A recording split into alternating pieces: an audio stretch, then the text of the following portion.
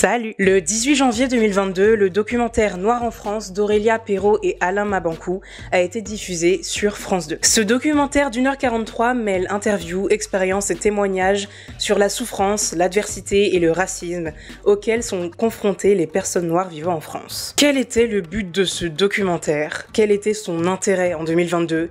Et surtout, pour qui a-t-il été vraiment fait? Aujourd'hui, on va parler du trauma porn, ce que c'est, pourquoi ce n'est pas de la représentation et pourquoi il est urgent de mieux faire. Deux précisions avant de commencer. Bien que le trauma porn concerne beaucoup d'oppressions différentes et donc beaucoup de groupes de personnes minorisées différents, je ne vais aborder dans cette vidéo que l'angle du racisme subi par les personnes noires. Et deuxièmement, à partir de maintenant, j'abrégerai le terme trauma porn par TP afin que la vidéo soit plus digeste, que je n'ai pas à me censurer tous les 3 mots et histoire que j'ai une chance quant à la monétisation sur YouTube. Et troisième point que j'ai oublié de préciser, cette vidéo contient des spoilers, notamment pour les séries Orange is the New Black et Superstore. C'est parti. Qu'est-ce que le TP? Un article du site The Mighty définit le terme TP de la manière suivante. Le TP est une forme de média qui montre la douleur et le traumatisme d'un groupe de manière excessive à des fins de divertissement. Le TP est créé non pas pour le groupe marginalisé en question, mais pour consoler et divertir le groupe non marginalisé. Il a aussi tendance à flatter l'ego des personnes non marginalisées au lieu d'aider les personnes marginalisées à montrer ce à quoi leur vie ressemble vraiment.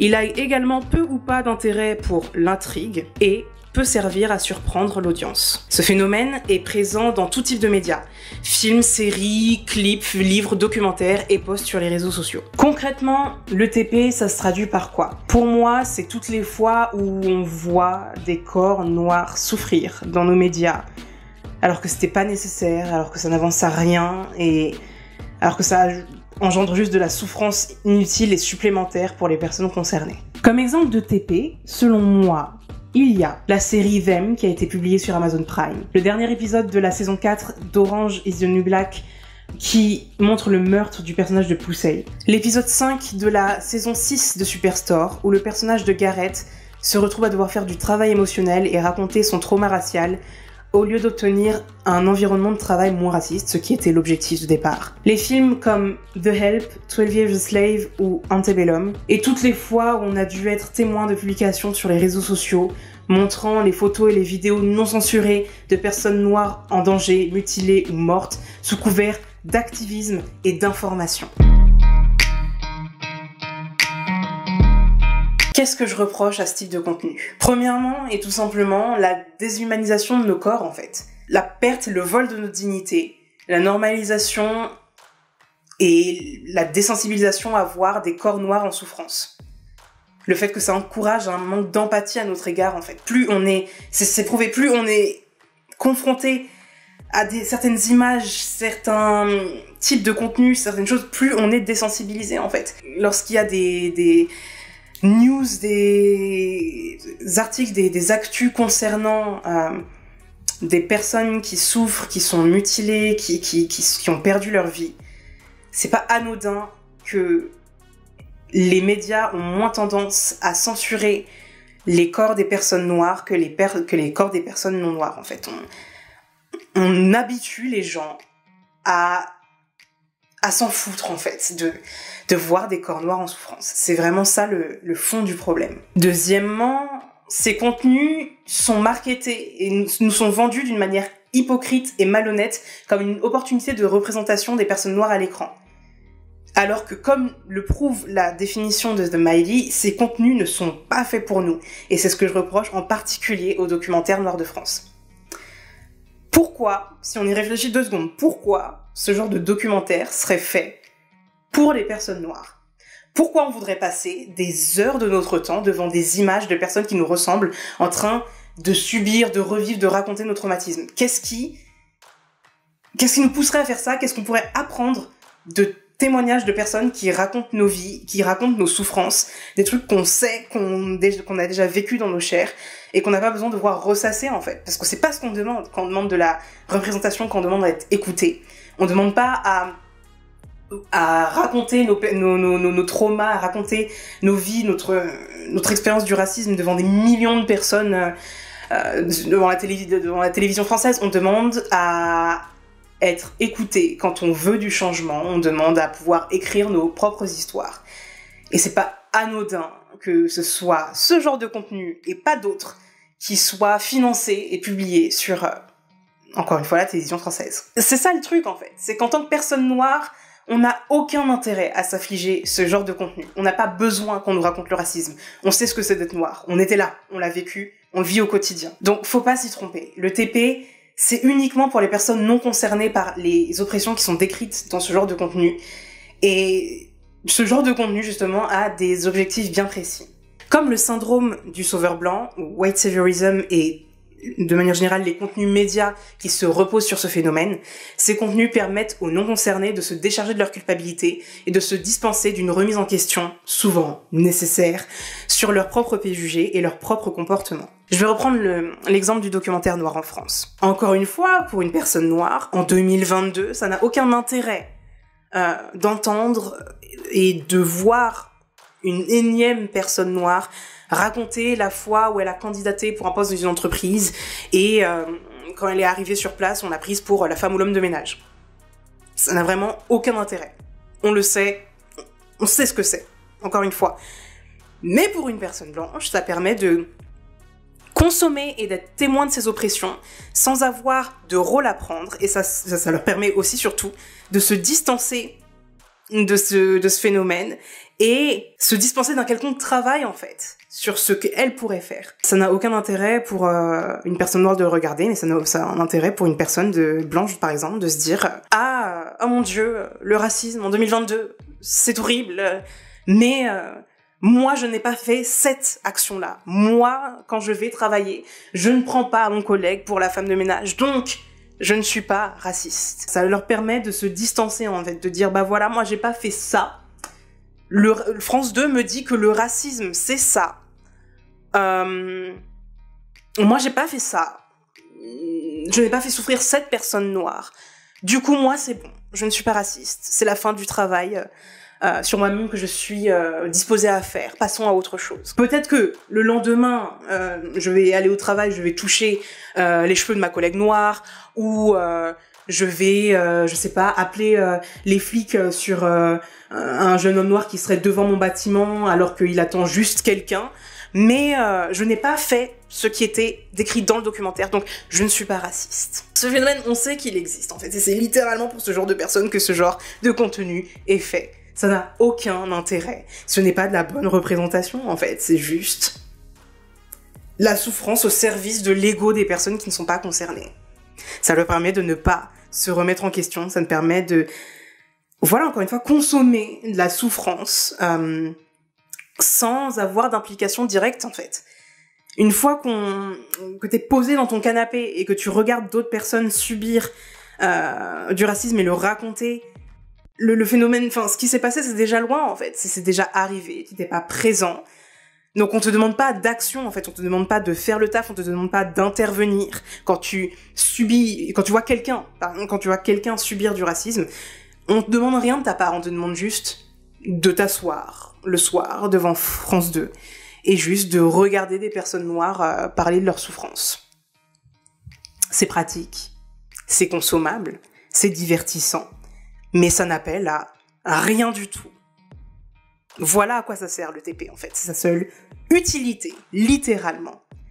Ça dispense d'actions concrètes en fait. Ça dispense de faire vraiment le taf en fait. Le fait de consommer du TP pour ce genre de personnes compte comme une action. C'est l'activisme performatif en fait. C'est au lieu de donner de l'argent à des militants, au lieu d'aller en manif, au lieu de laisser la parole à des personnes noires dans son entourage, au lieu de se remettre en question et d'arrêter certains comportements problématiques qu'on sait qu'on a, on a fait le taf parce que on peut aller demain à la machine à café devant ses collègues noirs et dire j'ai regardé le documentaire Noir en France hier sur France 2. Je savais pas que c'était aussi dur. Et éventuellement rajouter une couche en demandant aux collègues noirs qui sont là, qui n'ont rien demandé, d'y aller de leur propre petit témoignage en fait, comme si c'était pas assez d'avoir entendu tout le travail émotionnel qu'ont fait les participants. C'est littéralement à ça que sert ce genre de contenu. Et je vais pas m'exprimer au nom de toutes les communautés noires, mais je vais m'exprimer au nom de moi-même et de tous les gens qui sont fatigués. En tant que personne noire, on vous demande rien. C'est déjà assez fatigant, décevant, éreintant qu'en 2022, on doive encore se coltiner ce genre de contenu. Pour ma part, je fais partie des personnes qui essayent d'éviter ce contenu comme la peste. En fait, j'ai regardé le documentaire pour le besoin de cette vidéo de rien. Et mais sinon, je l'aurais jamais posé les yeux dessus. Donc c'est pas pour que le lendemain, je vois mon collègue, je sais pas, Guillaume, à la machine à café, qui me parle du racisme qu'il découvre en 2022 et qu'il me demande ce que moi j'ai vécu. Et à quel point ma vie est dure. Je n'ai pas besoin de ça, en fait. Et je pense que personne n'en a besoin. Donc, s'il vous plaît, c'était un aparté. Poursuivons. Un autre truc qui me titille, c'est que le TP, c'est un des seuls créneaux que les médias mainstream et l'opinion publique laissent aux personnes noires, en fait. Et ça impacte non seulement la manière dont on se voit, mais aussi la manière dont on est vu. Au moment où je fais cette vidéo, il y a un scandale sur les réseaux sociaux parce que la série sur le Seigneur des Anneaux, qui va bientôt sortir sur Amazon Prime, je crois, va bientôt du coup être sortie. On a vu les posters, du coup les affiches promotionnelles sur les réseaux sociaux et choc horreur, il y a des personnes noires, des personnages noirs dans cette série de fiction, où il y a des nains, des elfes, un dragon, un grand méchant qui a la forme d'un trou de balle de chat en feu, mais c'est des personnes noires qui choquent. Je vais développer sur ce point, mais c'est pour vous dire le contexte dans lequel je fais cette vidéo, parce que ça me semble important. Aujourd'hui, encore une fois en 2022, et je dis ça aussi parce que j'ai fait il y a quelques années un mini-documentaire sur la représentation, que je vous mettrai, je ne sais pas dans quel coin, mais là, allez le voir.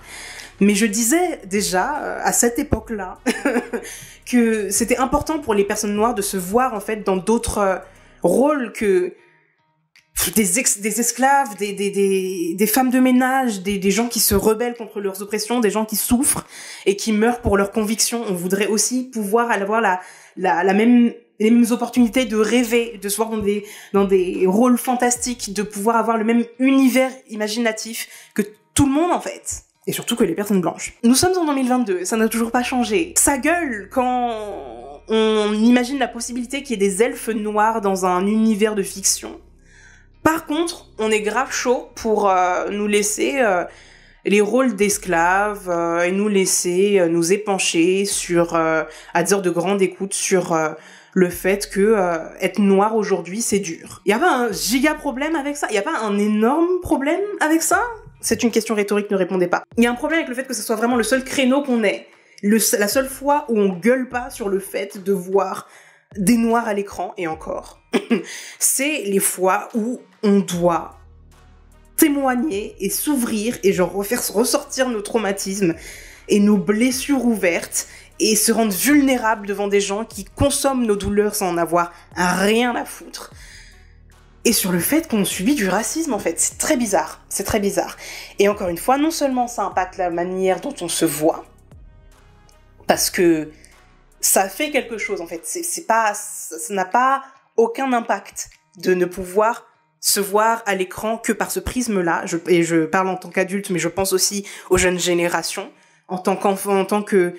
Pour nos futurs fils, filles, neveux, nièces, j'aimerais qu'ils puissent avoir autre chose à regarder où ils puissent se voir, eux, que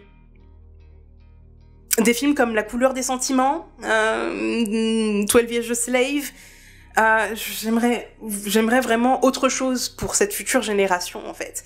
Donc ça impacte la manière dont on se voit et ça impacte aussi la manière dont on est vu. Parce que ça réduit notre identité à les Noirs souffrent.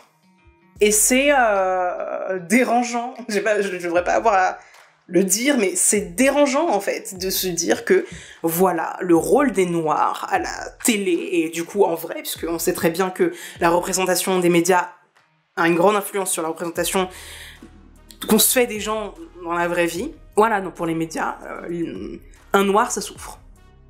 C'est tout, en fait. C'est tout. Et j'en veux pour preuve la description de la bande-annonce du documentaire Noir en France qui a été publié sur YouTube. Je vous mets la capture d'écran. Et je cite. « Qu'y a-t-il de commun entre les Noirs français ? Pas grand-chose, hormis leur couleur de peau et le racisme dont ils sont victimes. » Est-ce que ça vous fait pas tiquer ? Est-ce que vraiment, encore une fois, en 2022, on peut se dire que le seul point de commun entre toutes les communautés noires en France, c'est le fait qu'on soit noir et le fait qu'on subisse du racisme. C'est tellement insultant, c'est tellement un réducteur de notre identité, ça occulte tellement de choses, ça occulte tellement d'aspects de nos vies, en fait. Ça zappe tellement, ça zappe la richesse des points communs de nos identités, de nos cultures, de nos croyances, des liens qu'il y a entre toutes les diasporas. C'est ça. Voilà, en fait. C'est la raison pour laquelle je suis aussi frustrée par l'existence de ce documentaire et pourquoi il aurait jamais dû être fait. Parce que c'est la preuve, en fait. Le fait que cette description existe, ça montre, en fait, par qui, mais pour qui il a été fait. Aucune personne noire qui a genre un gramme de bon sens et qui réfléchit à l'impact qu'un tel documentaire pourrait avoir sur l'opinion publique ne laisserait une telle description résumer ce documentaire. Et de toute façon, pour moi, il aurait même pas dû être fait, mais encore une fois, bon, bref, c'est un autre débat. Et le dernier truc sur ce sujet, et c'est une réflexion qui est en cours chez moi. Elle est peut-être un peu brouillon, mais j'en suis convaincue, c'est que justement, le fait que on ait si peu de créneaux de représentation que le seul truc qu'on nous laisse exprimer et dire, c'est que on est noir et on souffre, pour moi, ça alimente les croyances, justement, de certains groupes et de certains bords politiques, qu'on parle que de ça, en fait. Que tout ce qu'on fait, en tant que personne noire, c'est chercher le racisme, parler du racisme, et ouais, que c'est encore une fois que notre identité se résume à ça, en fait. Voilà, qu'on est capable de parler que de ça. Et pour moi, c'est pas anodin.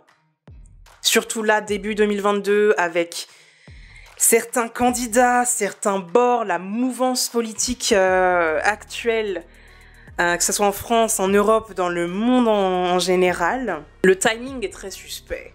Le timing est très suspect, qu'à l'heure où on est en train de parler de wokisme, qu'on est en train de passer la simple existence des personnes noires comme de la politique. Encore une fois, CF, la polémique sur la présence de personnages noirs dans la future série du Seigneur des Anneaux, où voilà, j'ai vu plusieurs fois passer des tweets comme disant que voilà, c'est le fait qu'il y ait des personnages noirs a rendu cette série politique, n'est-ce pas? Pour moi, c'est pas anodin, ça alimente en fait cette croyance, ce boogeyman qui est le wokisme pour certaines personnes, et ça contribue en fait à ne pas nous prendre au sérieux. En fait, ça encourage certaines personnes, voilà, vous avez compris, à alimenter leur croyance que voilà, quand t'es noir, tu parles que de ça. Voilà, tu parles que du racisme, le racisme ci, le racisme ça. Alors que c'est un cercle vicieux en fait. On nous appelle que quand on veut parler de ça, que quand il faut le subir, que quand il faut montrer la manière dont on est violenté à l'écran, et donc du coup on en parle, et donc du coup ça fait la représentation médiocre, et donc du coup on nous dit que on est des woke et qu'on parle de ça. Enfin, ça n'a pas de fin en fait. Et il y a un moment, il faut juste couper le bail. C'est insupportable.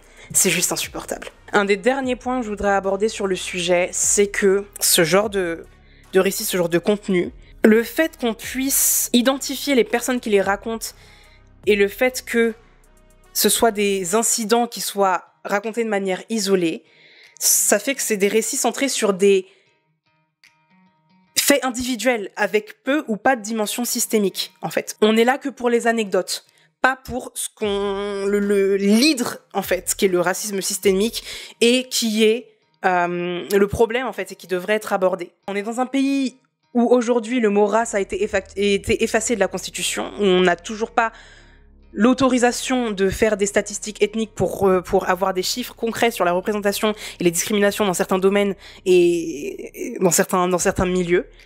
Mais par contre, on est chaud pour inviter des dizaines de personnes noires, la plupart du temps non rémunérées, à s'ouvrir, à raconter leurs traumas, à se rendre vulnérables, sans aucune action concrète derrière. Et surtout, en plus, quand on regarde des documentaires comme Noir en France, le fait que on fasse intervenir des personnes, des fois, qui soient des personnalités célèbres noires, et qu'on voit que malgré, entre guillemets, le racisme qu'elles ont subi et qu'elles subissent sur leur parcours, en fait, à la célébrité, bah ça donne un peu une énergie d'exceptionnalisme, en fait. Ça donne un peu un discours de voilà, elle est noire, elle a subi du racisme, mais elle est quand même là, en fait. Donc ça veut dire que quelque part, le racisme n'est pas si terrible si, malgré le fait qu'elle soit noire, ok, elle a subi du racisme, mais elle est quand même célèbre. On sait quand même qui elle est quand même riche. Donc, c'est que si toi tu y arrives pas, peut-être que le problème vient de toi, pas du racisme, n'est-ce pas? Et ça donne une énergie de si on veut, on peut, qui honnêtement me moule les ovaires. Concrètement, qu'est-ce qu'on peut faire? Ne plus répondre aux sollicitations de médias, hein, ne plus être impliqué dans la création de ce type de contenu, ne plus les regarder, ne pas les partager, censurer les médias qui nous parviennent quand on les reçoit sur nos feeds d'actualité. On peut vraiment essayer d'endiguer ce phénomène, en fait, et arrêter de commodifier la souffrance des personnes noires sur nos écrans, et dans nos médias en général, et ensuite dans nos vies. Autant qu'on se retire de tout ça, en fait, qu'on arrête d'alimenter cette machine. Parce que je me dis que, à défaut de produire du contenu qui montre des personnes noires dans une lumière flatteuse ou quoi, on peut au moins, je pense, tarir la source. S'il y a plus personne qui accepte de témoigner dans des documentaires comme Noir en France, bah au moins, à défaut de les remplacer par des contenus intéressants pour nous, au moins ils seront plus. Et ça sera déjà un bon début. Et pour moi, la deuxième solution, c'est non seulement continuer d'exiger des médias, des personnes qui ont le pouvoir et les ressources, de meilleures représentations des personnes noires et des actions concrètes derrière, mais aussi ne pas les attendre et les faire nous-mêmes. On est de plus en plus nombreux à pouvoir créer du contenu qui est par nous, pour nous, qui a une réelle utilité et qui nous fait pas juste souffrir sans fin, en fait. Est-ce que le monde ne serait pas infiniment plus cool si, à chaque fois qu'on veut diffuser un noir en France, on diffusait à la place Ouvrir la voie ou Une histoire à soi d'Amandine Gay? Est-ce que ça serait pas infiniment mieux? Je pense que si. Encore une fois, c'était une question rhétorique. Voilà, il est temps qu'on reprenne en fait le contrôle de notre narratif. Je sais que c'est plus facile à dire à faire qu'à faire évidemment, mais maintenant, je pense que quand on a les moyens, que ce soit financier, de l'influence, etc., on peut appuyer sur des gorges et montrer la direction dans laquelle on veut aller, en fait. C'est tout. C'est tout. Il faut qu'on puisse le montrer. Il faut qu'on donne de la force aux personnes qui font le taf, qui le font bien et qui le méritent. Honnêtement. Allez voir des films, des documentaires, des séries, des vidéos YouTube créées par des personnes noires concernées qui font le travail, qui font de manière pertinente. Et qui ne se base pas sur le misérabilisme et sur l'attrait de personnes non concernées de vampiriser notre souffrance et ne rien faire derrière, en fait. C'est littéralement c'est tout ce que je demande, en fait. Donc, on a les moyens, il faut le faire. C'est la fin de cette vidéo, j'espère qu'elle vous a plu. Si c'est le cas, vous pouvez laisser un pouce en l'air, vous abonner, me dire ce que vous en avez pensé dans les commentaires et laisser cet emoji-là. Vous trouverez toutes les sources qui ont servi à l'écriture de cette vidéo dans la description. Si mon contenu vous plaît, vous pouvez me soutenir sur Utip si vous en avez les moyens. Vous pouvez me suivre sur Twitter où je passe le clair de mon temps. Et c'est tout pour moi. Je vous dis à la prochaine. Salut!